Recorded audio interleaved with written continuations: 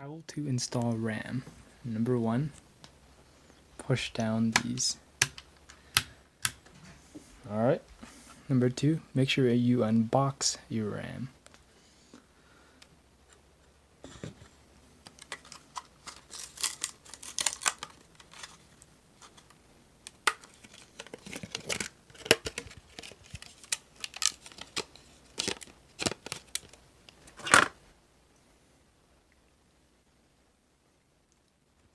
Number 2, look at the pins.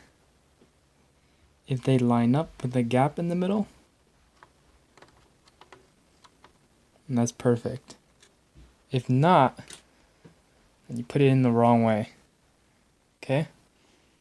So start with one edge in. And I forgot to mention, please do it on both sides. There we go. Should just pop in pretty easily. And then you push them in. Pretty hard. Don't feel like you're breaking your motherboard, because you aren't. And it should snap in and then you're all good. Peace.